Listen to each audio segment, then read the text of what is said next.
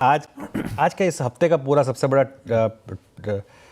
Q है, trade नहीं है, सबसे बड़ा क्यू है शुक्रवार का जो आरबीआई का फैसला आना है। आई थिंक आरबीआई का मॉनेटरी डिसीजन जो आनी 3 दिन की बैठक शुरू होगी कल से और फ्राइडे को डिसीजन आएगा, तो वो सबसे बड़ा इसको ठीक कर दीजिए, सबसे बड़ा क्यू बेसिकली है। उसके बाद अब आप देखिए 25 बेसिस पॉइंट का जो रेट कट है उसको मार्केट प्राइसिंग कर चुका है। अब बात ये हो रही है कि 50 बेसिस पॉइंट का रेट कट आ सकता है या नहीं हो सकता है। मुझे हैरानी नहीं होगी कि 50 बेसिस पॉइंट का आ जाए। जो गवर्नर साहब की बॉडी लैंग्वेज रही है ना आशीष, बहुत क्लियर रही है, वो बहुत डविश है और वो पूरा एक गवर्नमेंट को एक क्लियरली एक मैंडेट देना चाहते हैं, सपोर्ट देना चाहते हैं कि हमारी तरफ से आपको पूरा सपोर्ट है। तो 50 बेसिस पॉइंट का रेट कट भी मुझे हैरान नहीं करेगा और इसी वजह से मार्केट का फोकस पूरी तरीके से अगर आप देखें रेट सेंसिटिव्स पर। कल भी अगर आप देखें 2 सेक्टर्स जिन्होंने मार्केट को लीड किया वो थे पीएसयू बैंक्स और रियल एस्टेट।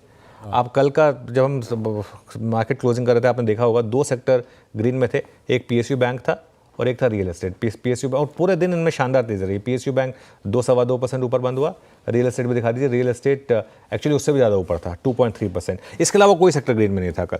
तो अगर मार्केट का फोकस इन्हीं सेक्टर्स पर है, सरकारी बैंकों पर और रियल एस्टेट में, तो इन्हीं पर फोकस रही है, ठीक है। अच्छा, एक और चीज़ थोड़ा सा मैं इसको अप फ्रंट टच अपॉन करना चाहता हूँ, फिर जब हॉर्मा से ग्लोबल डिटेल करेंगे तो बात करेंगे। थोड़ी सी यूएस चाइना टैरिफ की जो बातचीत है ना वो फिर अटक रही है। काफ़ी बयानबाजी हो रही है इधर से उधर से इस चीज़ को लेकर और इसका इम्पैक्ट आपको देखने को मिल रहा है यूएस डॉलर पर। डॉलर इंडेक्स जो है वो अब वापस गिरकर, अगर आप देखें एक बार दिखा दीजिए डॉलर इंडेक्स, यूएस डॉलर 99 के नीचे आ गया, 98.84 पर आ गया। ये हमारे लिए पॉजिटिव है एमर्जिंग मार्केट के लिए, क्योंकि इससे फ्लोज पर इंपैक्ट आता है। हालांकि एफआईएस अभी भी बेच रहे हैं। हमारी दिक्कत क्या है कि एफआईएस लगातार बेच रहे हैं। कल का भी नंबर जो है वो सेल साइड पर नंबर है एफआईएस का। जैसे ही लार्ज कैप चलना शुरू होते हैं भाई साहब आ जाते हैं बेचने के लिए, है ना। अब यही कारण है ना कि लोग मिड कैप और स्मॉल कैप को चेज कर रहे हैं। कल भी मैंने एक बात की थी क्लोजिंग में, लेकिन आज मैं दोबारा दिखाया। तो मैं आपको कुछ चार्ट दिखाता हूँ, एक महीने के चार्ट दिखाइए जरा। शुरुआत करते हैं रिलायंस के साथ, मार्केट का सबसे बड़ा स्टॉक। रिलायंस का 1 महीने का चार्ट दिखाइए, ये देखिए। उसके बाद एचडीएफसी बैंक फायर कर दीजिए इसी में 1 महीने में।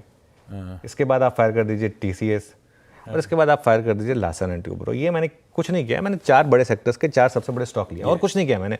और ये चारों के चारों स्टॉक्स जो हैं, ये इनमें चलिए लार्सन एंड ट्यूब्रो नंबर के बाद चला, लेकिन वो भी एक मूव आया, उसके बाद ये भी मोर और लेस फ्लैट रहा है।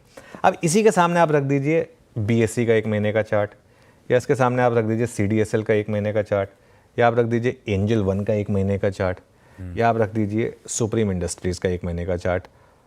और ये सारे के सारे एफएनओ स्टॉक्स हैं। इनमें से कोई भी मैंने कैश का स्टॉक नहीं उठाया, सारे के सारे एफएनओ स्टॉक्स हैं।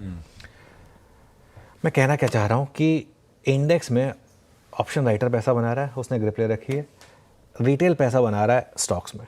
अगर इस समय मार्केट में आपको स्टॉक चुनने हैं और लेके बैठना है, सबसे इंपॉर्टेंट चीज़ है लेके बैठना।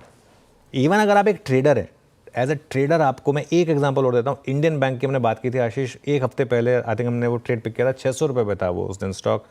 कल मैंने देखा 650 हो गया, ये देखिए आप।